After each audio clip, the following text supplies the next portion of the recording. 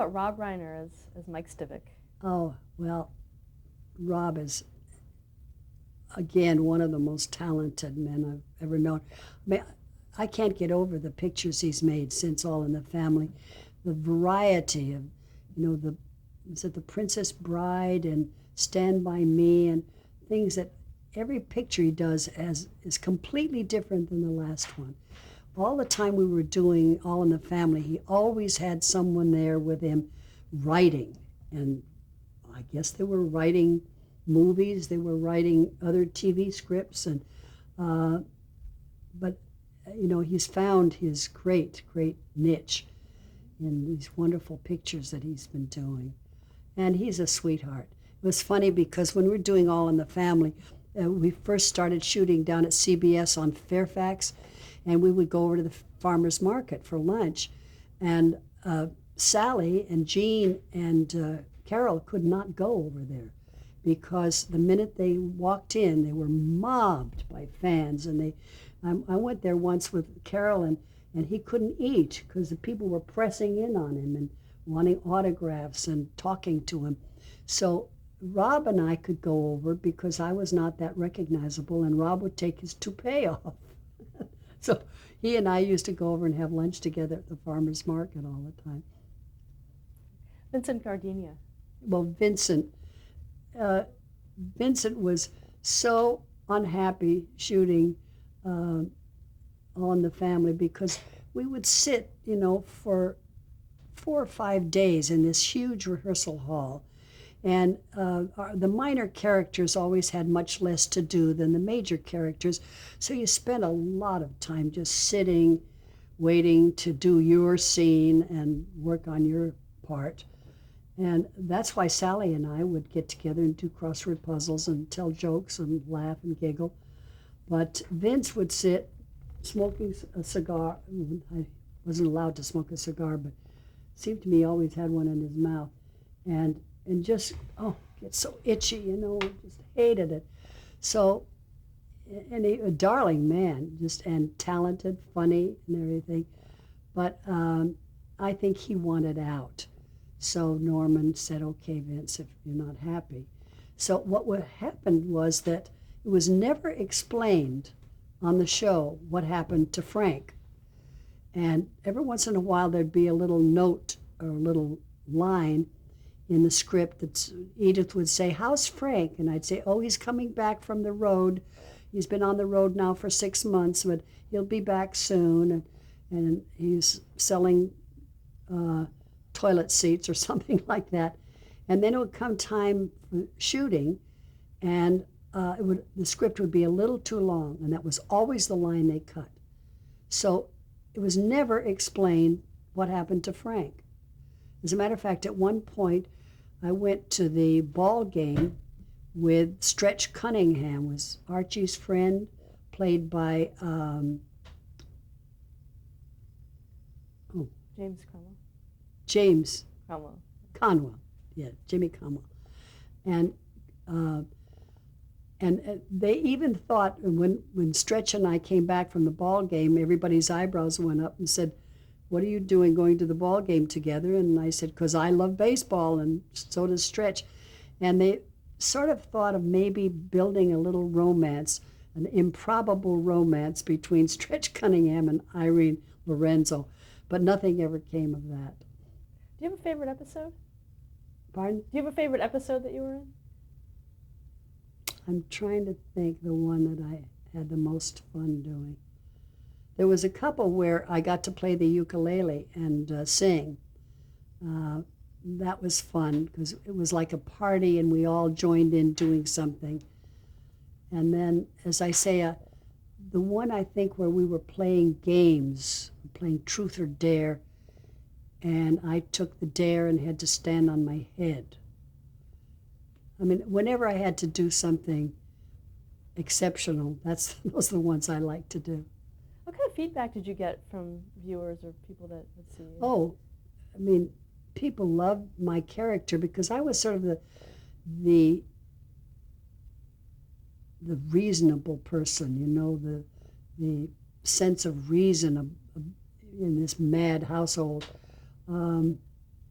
I would always come up with something that was intelligent instead of Archie's nonsense. Um, and so people would hail me on the street and they would say, "Give Archie hell, Irene." And I remember even when I went to New York, a cab driver leaned out the window and yelled that at me. Why did you leave the show after 2 seasons? I didn't leave the show, they just didn't carry me on. It was after Gloria had the baby, and I don't know, I guess that it began to get, I was not necessary anymore, you know. I was in a couple of those shows where Gloria had the baby. Something happened. They moved. Did they move away or something? Anyway, the last season I just wasn't in it. That's my clock. Now there's another one that strikes. And the other one, oh, that you're lucky. It only struck one. That clock strikes whatever it wants to strike. With 6 o'clock, it might strike 11. And when it's 10, it might strike 3. And I won't let anybody fix it because it makes me laugh. Well, you quickly moved on to be cast in Laverne and Shirley. Well, in between Laverne and Shirley, I did my one-woman show, which I had developed at Theater West much earlier. I had developed it before my husband died, actually, in 1974. He died in 1975. And I had developed this one-woman show at Theater West. Then after he died, I was determined to get myself back on the stage sometime. So I did the show at the Westwood Playhouse, which is now the Geffen Playhouse. And I did it there for 6 weeks. And I guess, I don't know how, I guess an agent had put me up for the part of the landlady on Laverne and Shirley. So a couple of the writers came to the Westwood Playhouse to see me. And that's how they decided I was right for the part. Why, I don't know. Describe your character. Well, she's been married 5 times. She's very jazzy. It's funny, I didn't discover that until the second year. We tried very hard to find what my character was. And for the first year, I dressed in kind of house dress kind of things, you know. And I even wore a wig for a time because my hair was very long. It was down to the middle of my back. And so I would pile it all up inside a kind of a square-looking wig, you know, didn't want to look too jazzy. And a new wardrobe gal came in. Someday I'm going to remember her name. She was a wonderful, young, great, vibrant gal. And she said, you know, Edna Babish should be much more jazzy. So she started to bring wardrobe in for me that was wild colors. And I had big earrings and high-heeled ankle-strap shoes. And she really changed my character. And I suddenly looked at myself in the mirror and said, oh, that's who Edna Babish is. She's been married 5 times, and boy, is she cooking, you know. And so then they allowed me to use my own hair because I pulled it up and had like a ponytail, which was kind of outrageous. And that's sort of developed. And then, of course, when they started to develop a romance between me and Laverne's father, that took on another character where it was almost like Archie Bunker again. I was always calming Frank down, and that's funny, his name was Frank too, wasn't it? Yeah, 2 Franks. Anyway, that was a lot of fun to play. Talk about working with some of the cast. Penny Marshall as Laverne DeFazio. Well, I mean, I love both of these girls. I fortunately was not there the last year because I understand there was a lot of dissension the last year. Cindy was pregnant and she felt like she had been uh, was working too hard, and they were keeping her, too long hours, and there was always that feeling, I think, that Cindy had that maybe she wasn't getting as much attention as Penny, because after all, Penny's father was the head producer. Gary Marshall, her brother, was a producer. Robin, I think her name was Robin, as her sister, was on the staff. And so Cindy, I'm sure, kind of felt that there was a favoritism there. I never saw it because Cindy was brilliant on the show, and so was Penny. I used to love to watch them improvise.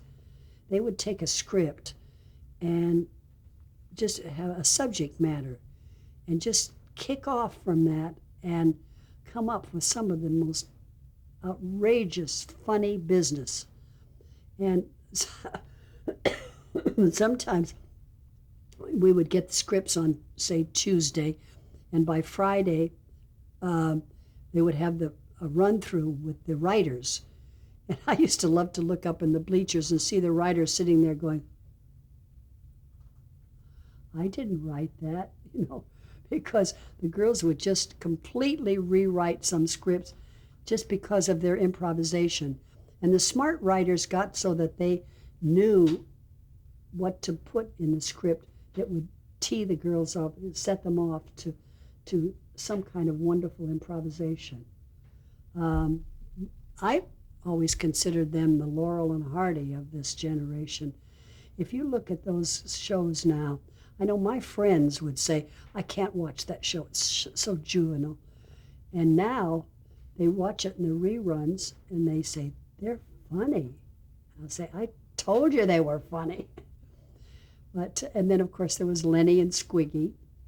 And then Phil Foster I had known from New York when I first started in show business. So it was a great coming in. Eddie Mecca, very talented young man who dance and sing and do everything.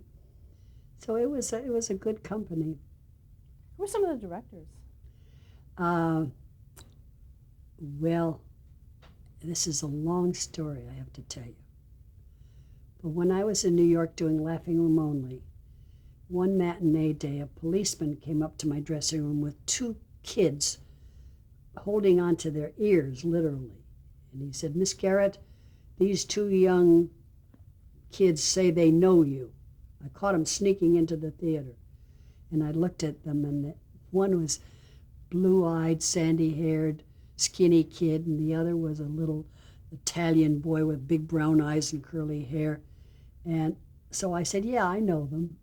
And so he left. I'm sure the policeman didn't believe me, but he left, and I said to the kids, now, if you want to come and see the show, you let me know, and you come on a Saturday, and just before the overture, I'll go down and I'll open the side doors and you can sneak in. So every Saturday they used to come. They would bring me flowers from the day-old flower shop. By the time they came down on the subway, they were drooping like this. And I used to take them home between matinee and evening, and my mother would give them juice and cookies. And their names were Howie Sobel and Marty Nedboy. And Howie's father had been a burlesque comic, and Howie's big ambition was to be a nightclub comic. And he would say, how do I get in show business, Betty? And anyway, that went on for the run of Winter Garden that year with Laughing Room Only. Fade in, fade out. Years later, I'm shopping in Gelson's, and this kind of portly man comes with a balding head and says, Betty, do you remember me? I'm Marty Nedboy. And I went, oh my God, and I fell on him. We hugged, and I said, whatever happened to Howie? Did he become a nightclub comic? And he said, yeah. He became a nightclub comic, and then he became a writer, and then a director, and he's directed some big TV shows.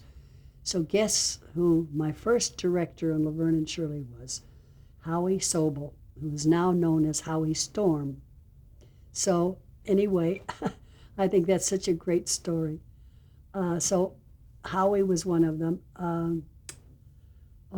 wish I could name you could probably find it on the internet or something.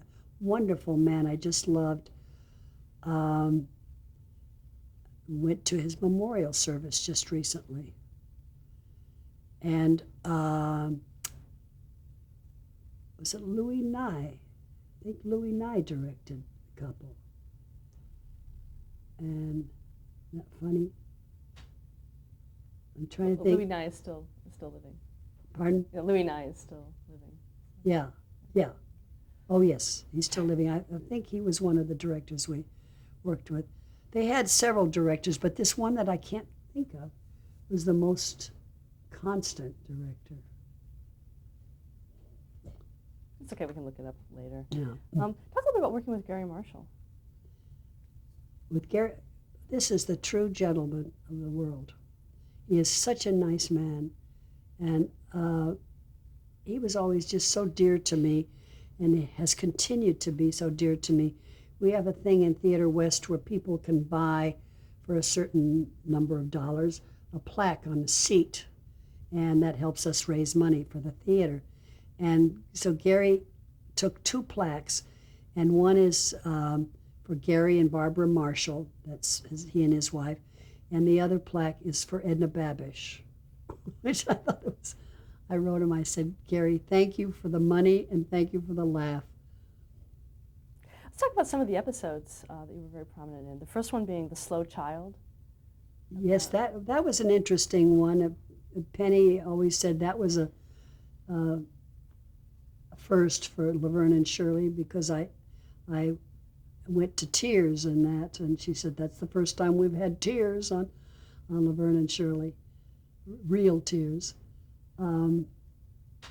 Again, I think some of the ones that were most fun for me was when I got to perform. Every year there was the Schatz Brewery show, and everybody got a chance to get up and entertain. And in one of them, Eddie Mecca and I did a tap dance. And another one, I played the ukulele, and it was like a one-man band with a cymbal here and the, and the horn here and the ukulele here, and I sang Goofus, that old song. I was born on a farm down a mile away, blah blah blah, whatever that is. And then another one, I got to do a soft shoe with Phil Foster, and it happened to be a song that I wrote myself called.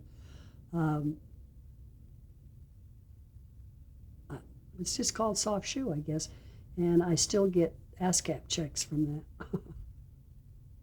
Also, the wedding episode. Oh, yeah, well, that was a very funny situation. Someone, I don't know who was responsible for this, decided, well, the plot was that Penny and Cindy had gone too long trying to find a church for the wedding. The wedding was all set, but the only church they could get in town was a black church downtown. And so they settled for that, and they had a wonderful black choir. Then they hired a guy named Charlie Murphy, a very funny actor, to be the preacher. And it wasn't until the dress rehearsal that somebody woke up to the fact that an all-black church would not have a white preacher. And so they had to let Charlie Murphy go. And by this time, Charlie had alerted all of his relatives all over the country, and he was heartbroken. And Penny and Cindy felt so bad about it. They said, we've got to have Charlie back on the show again. So they did find a wonderful black preacher who came down, an actual preacher who came down and was on the show. And the song, the chorus was just magnificent. And so we had our wedding in that church. But then a few months later, a script came up and they hired Charlie Murphy. So at the first readout, where you do in one of the rooms, just sitting around a table, we were all sitting around there waiting for Charlie Murphy, and in he comes in complete blackface. And we all fell down laughing. And Cindy and Penny really appreciated his humor. Now, how did the show end for you? When did you leave the series? How did it end for me? Well, most series run 7 years. And at the end of the 7 years, we were supposed to quit. And but they very intelligently, they shot 2 endings, one farewell, one to be continued. And but it was all set that that was the end of the series. Big wrap-up party. All of a sudden, it was announced in the middle of the wrap party that they were going to go on for another year. Now, I had already signed for a Broadway show, so that meant that I couldn't be in the next year. But I said to Penny, I said, what happened? How come? I thought we were through. And Penny said, Cindy had a dream. She dreamed an aunt came to her, or aunt or grandmother or somebody came to her and said, you must do 1 more year. So Penny said, so we're going to do 1 more year. So they were on the last year, and as I understand, that was not a happy year, and I'm glad I wasn't there. Let's talk about some other series that you appeared on. The Love Boat in Julie's Dilemma. The what? The Love Boat. Oh, yeah. Was I in 1 or 2 Love Boats? I can't remember. One I played the hostess's mother. What was her name? Julie. Yeah, Julie's mother. And I think I had some kind of romance on that. I don't remember it very well. And you have to remind me because I forget that I've done all of that television. You also appeared on 2 Murder, She Wrotes. Yeah. One of them, the first one, I played an old housekeeper in this motel or hotel. And I disguised myself, so I pulled my hair to the side with a big bobby pin and no makeup, and I had an old raggedy sweater and shoes that looked like gunboats, and my son came to, my younger son Andrew came to visit me on the set, and I told him to meet me in the lunchroom, and I was walking down the street and he was coming the other way, and he walked right by me. He didn't recognize me. And that was a very short piece. And Angela Lansbury, God bless her, it was her idea, you know, to have celebrities, old-time celebrities, come on the show, not only to stir up interest, but also to give some of us old people a job. And so when I did that part, Angela said, oh, we must get a better part for Betty. So then a couple of shows later, I played the head of the, what's her name on the show? Jessica. Huh? Jessica Fletcher. Jessica Fletcher. I couldn't remember the name. I played the head of the Jessica Fletcher fan club. Sand club, God. And on that show, they had a whole bunch of us women, about 5 or 6 women. And I know Marie Windsor was one of them. Janet Blair was one of them. Was the last wife of Howard Hughes. She still looks like a teenager. She's a cute little, you'll have to look that up on the internet. Anyway, it was a whole bunch of us, all people who had been in film and were, you know, fairly well known. And so we helped Jessica, particularly I helped Jessica solve a murder. So that was fun. And Angela Lansbury is one of the truly gracious ladies of all time. When you first come, and this has happened to other people too, when first day when you come on the set, she's outside her trailer waiting to greet you. This could be like 6 o'clock in the morning, you know, and she's there to welcome you. She's so sweet. The Golden Girls. Well, that was fun, yeah.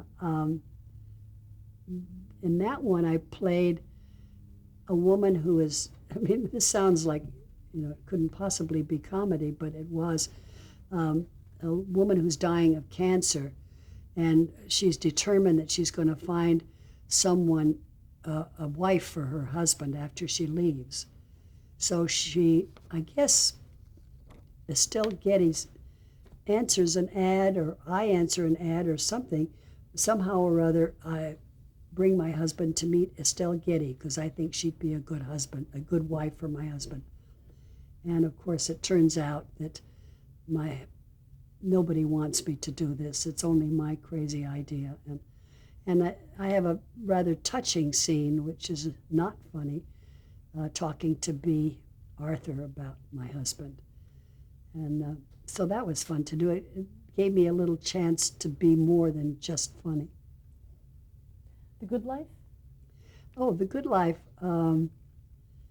That was with Drew Carey and is it Johnny Carbonaro? Caponera. Caponero, yeah. That was a lot of fun because I played his mother-in-law. And of course, I'm just a pest. And one of the things that he gets hooked into is taking me to the ball game with him. And of course, I'm just ignorant of no, it's not true. I'm not ignorant of the baseball. But at any rate, I pester him all through. I want popcorn, and I'm talking to him right when there's a very important move on the baseball diamond, and I'm standing up just in his view when he wants to see a particular play go, and I'm just doing everything to annoy him. I don't mean to annoy him, I just am. And so I go off supposedly to the ladies' room and never come back. And of course he comes home realizing that he's lost his mother-in-law. He doesn't know where she is. But I appear and I'm fine. And he says, "Where were you?" And she said, "Well, you were being so nasty to me." She said, "I decided to go up and watch the game from the press box." And he said, "How did you get to be in the press box?" And I said, "Because I used to go out with Ted Williams." And he said, "You dated Ted Williams?" And I said, "Yeah." And he said, "Weren't you married to, my wife's father then?" I said, "Yes, but he was away overseas at the time.